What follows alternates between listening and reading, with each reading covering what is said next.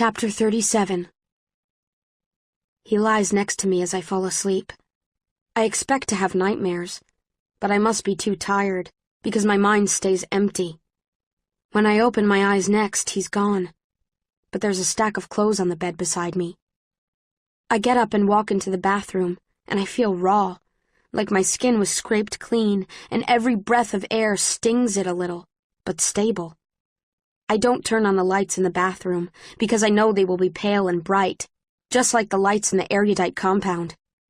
I shower in the dark, barely able to tell soap from conditioner, and tell myself that I will emerge new and strong, that the water will heal me. Before I leave the bathroom, I pinch my cheeks hard to bring blood to the surface of my skin. It's stupid, but I don't want to look weak and exhausted in front of everyone. When I walk back into Tobias's room, Uriah is sprawled across the bed face down. Christina is holding the blue sculpture above Tobias's desk, examining it, and Lynn is poised above Uriah with a pillow, a wicked grin creeping across her face. Lynn smacks Uriah hard in the back of the head. Christina says, "Hey, Tris," and Uriah cries, "Ow! How on earth do you make a pillow hurt, Lynn?" "My exceptional strength," she says. "Did you get smacked, Tris? One of your cheeks is bright red." I must not have pinched the other one hard enough. "No, it's just my morning glow." I try the joke out on my tongue like it's a new language. Christina laughs, maybe a little harder than my comment warrants, but I appreciate the effort. Uriah bounces on the bed a few times when he moves to the edge. "So, the thing we're not talking about," he says. He gestures to me.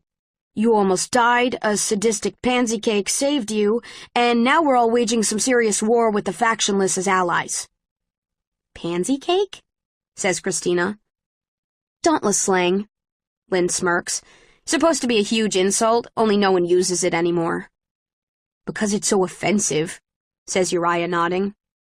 "No, because it's so stupid no Dauntless with any sense would speak it, let alone think it. Pansy cake? What are you, 12? "And a half," he says. I get the feeling their banter is for my benefit, so that I don't have to say anything. I can just laugh. And I do. Enough to warm the stone that has formed in my stomach.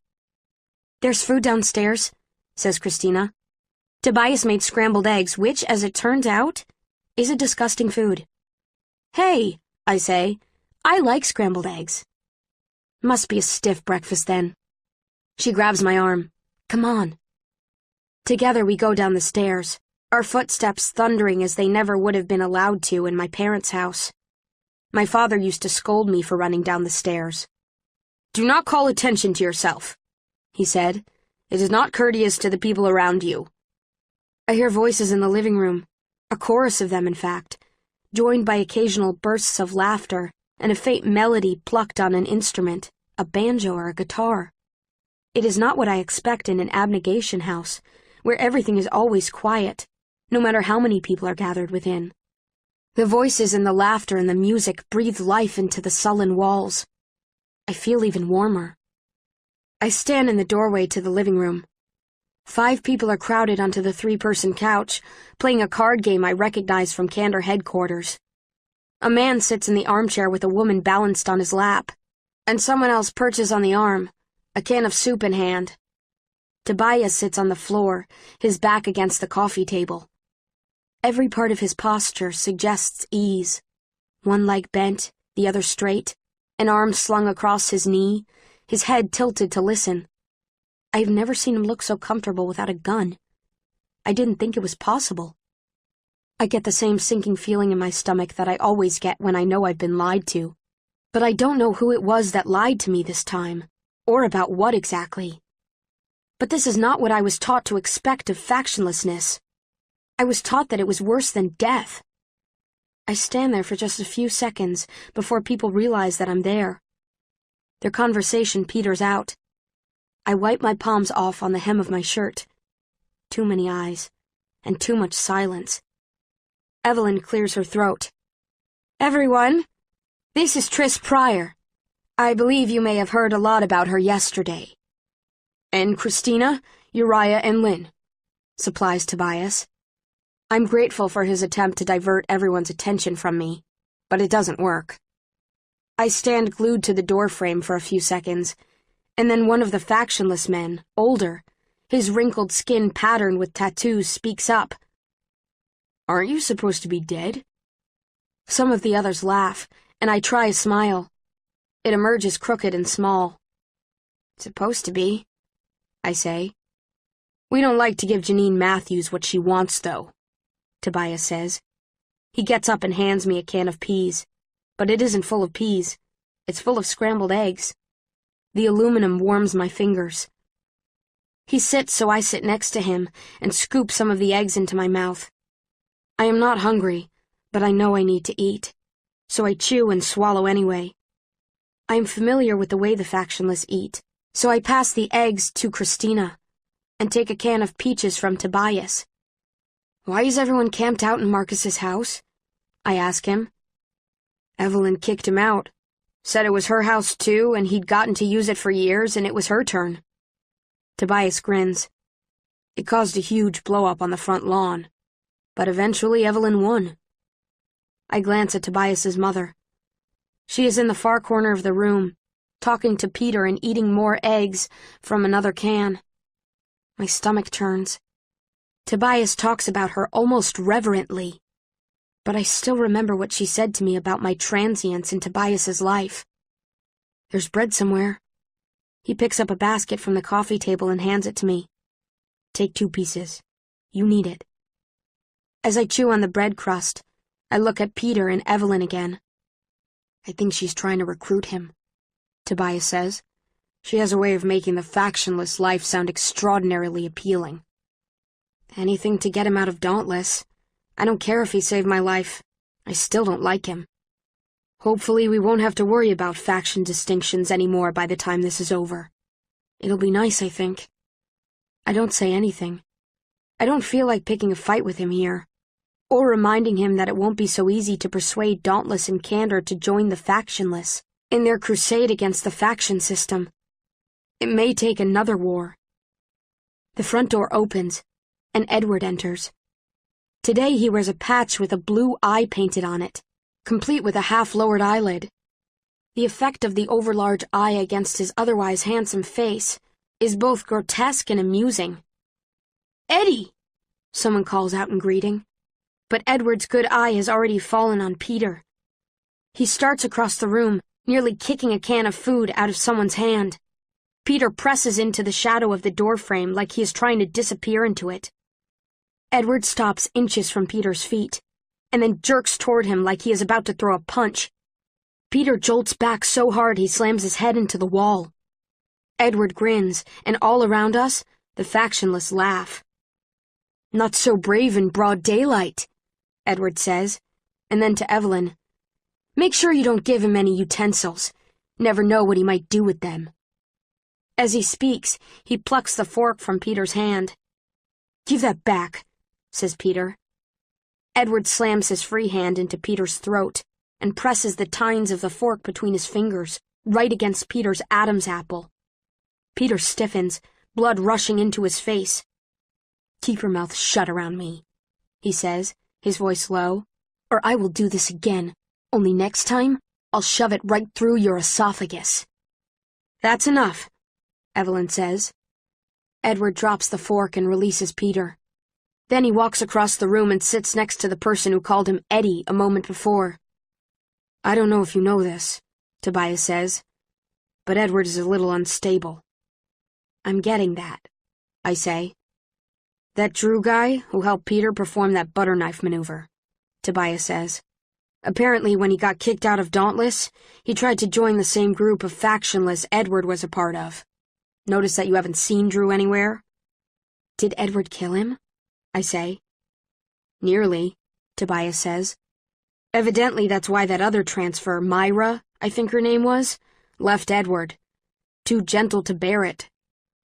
I feel hollow at the thought of Drew, almost dead at the hands of Edward. Drew attacked me, too. "I don't want to talk about this," I say. "Okay," Tobias says. He touches my shoulder. "Is it hard for you to be in an abnegation house again? I meant to ask before. We can go somewhere else if it is." I finish my second piece of bread.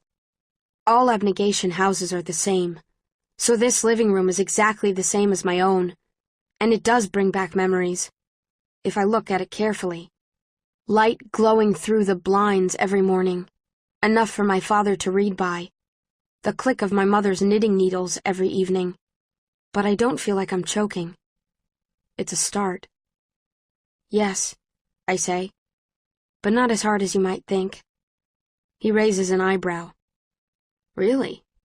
The simulations in erudite headquarters. Help me somehow. To hold on, maybe? I frown.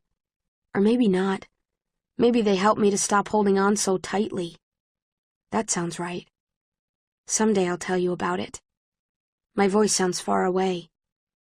He touches my cheek, and even though we're in a room full of people, crowded by laughter and conversation, slowly kisses me. "Whoa there, Tobias," says the man to my left. "Weren't you raised a stiff? I thought the most you people did was graze hands or something." "Then how do you explain all the abnegation children?" Tobias raises his eyebrows. "They're brought into being by sheer force of will," the woman on the arm of the chair interjects. "Didn't you know that, Tobias?" "No, I wasn't aware." He grins. "My apologies." They all laugh. We all laugh. And it occurs to me that I might be meeting Tobias's true faction. They are not characterized by a particular virtue. They claim all colors, all activities, all virtues, and all flaws as their own. I don't know what binds them together. The only common ground they have, as far as I know, is failure. Whatever it is, it seems to be enough. I feel as I look at him that I am finally seeing him as he is, instead of how he is in relation to me. So how well do I really know him, if I have not seen this before? The sun is beginning to set. The abnegation sector is far from quiet. The dauntless and factionless wander the streets, some with bottles in their hands, some with guns in their other hands. Ahead of me, Zeke pushes Shauna in her wheelchair past the house of Alice Brewster, former abnegation leader. They don't see me. "Do it again," she says. "Are you sure?" "Yes." "Okay." Zeke starts to jog behind the wheelchair. Then, when he's almost too far away for me to see, he pushes himself up with the handles so that his feet aren't touching the ground, and together they fly down the middle of the street, Shauna shrieking, Zeke laughing. I turn left at the next intersection and start down the cracked sidewalk toward the building where abnegation had its monthly faction-wide meetings. Though it feels like it has been a long time since I last went there, I still remember where it is. 1 block south, 2 blocks west. The sun inches toward the horizon as I walk. The color drains from the surrounding buildings in the evening light, so that they all appear to be gray. The face of abnegation headquarters is just a cement rectangle, like all the other buildings in the abnegation sector. But when I shove the front door open, familiar wood floors and rows of wooden benches arranged in a square greet me. In the center of the room is a skylight that lets in a square of orange sunlight. It is the room's only adornment. I sit on my family's old bench. I used to sit next to my father and Caleb, next to my mother. Now I feel like the only one left. The last prior. "It's nice, isn't it?" Marcus walks in and sits down across from me, his hands folded in his lap. The sunlight is between us. He has a large bruise on his jaw from where Tobias hit him, and his hair is freshly buzzed. "It's fine," I say, straightening. "What are you doing here?" "I saw you come in." He examines his fingernails carefully. "And I want to have a word with you about the information Janine Matthews stole." "What if you're too late? What if I already know what it is?" Marcus looks up from his fingernails, and his dark eyes narrow. The look is far more poisonous than any Tobias could muster, though he has his father's eyes. "You can't possibly." "You don't know that?" "I do, actually. Because I have seen what happens to people when they hear the truth. They look like they have forgotten what they were searching for, and are just wandering around trying to remember. A chill makes its way up my spine and spreads down my arms, giving me goosebumps. I know that Janine decided to murder half a faction to steal it, so it must be incredibly important, I say. I pause. I know something else, too, but I only just realized it. Right before I attacked Janine, she said, "This is not about you. It's not about me." And this meant what she was doing to me, trying to find a simulation that worked on me. On the Divergent. "I know it has something to do with the Divergent," I blurt out. "I know the information is about what's outside the fence." "That is not the same thing as knowing what's outside the fence." "Well, are you going to tell me, or are you going to dangle it over my head and make me jump for it?" I did not come here for self-indulgent arguing. And no, I am not going to tell you. But not because I don't want to. It's because I have no idea how to describe it to you. You have to see it for yourself. As he speaks, I notice the sunlight turning more orange than yellow and casting darker shadows over his face. "I think Tobias might be right," I say. "You like to be the only one who knows. You like that I don't know. It makes you feel important. That's why you won't tell me, not because it's indescribable." "That's not true." "How am I supposed to know that?" Marcus stares, and I stare back. A week before the simulation attack, the abnegation leaders decided it was time to reveal the information in the file to everyone. Everyone in the entire city. The day we intended to reveal it was approximately 7 days after the simulation attack. Obviously, we were unable to do so. "She didn't want you to reveal what was outside the fence? Why not? How did she even know about it in the first place? I thought you said only the abnegation leaders knew." "We are not from here, Beatrice. We were all placed here for a specific purpose. A while ago, the abnegation were forced to enlist the help of Erudite in order to achieve that purpose. But eventually everything went awry because of Janine. Because she doesn't want to do what we are supposed to do. She would rather resort to murder." Placed here. My brain feels like it is buzzing with information. I clutch the edge of the bench beneath me. "What are we supposed to do?" I say, my voice barely more than a whisper. "I have told you enough to convince you that I am not a liar. As for the rest, I truly find myself unequal to the task of explaining it to you. I only told you as much as I did because the situation has become dire." Dire. Suddenly I understand the problem.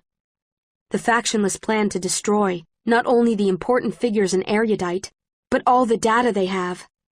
They will level everything.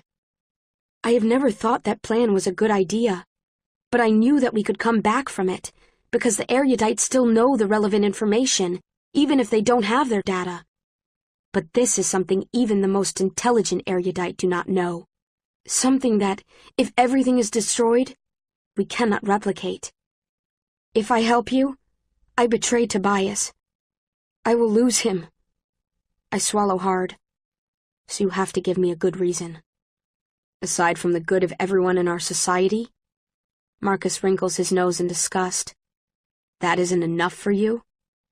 Our society is in pieces. So no, it's not. Marcus sighs. Your parents died for you. It's true. But the reason your mother was in abnegation headquarters the night you were almost executed was not to save you. She didn't know you were there. She was trying to rescue the file from Janine, and when she heard that you were about to die, she rushed to save you, and left the file in Janine's hands. That's not what she told me, I say hotly. She was lying, because she had to. But Beatrice, the point is, your mother knew she probably would not get out of abnegation headquarters alive, but she had to try. This file, it was something she was willing to die for. Understand? The abnegation are willing to die for any person, friend or enemy, if the situation calls for it. That is perhaps why they find it difficult to survive in life-threatening situations. But there are a few things they are willing to die for. They don't value many things in the physical world. So if he's telling me the truth, and my mother, really was willing to die for this information to become public, I would do just about anything to accomplish the goal she failed to achieve. You're trying to manipulate me, aren't you? I suppose, he says, as shadows slip into his eye sockets like dark water. That is something you must decide for yourself.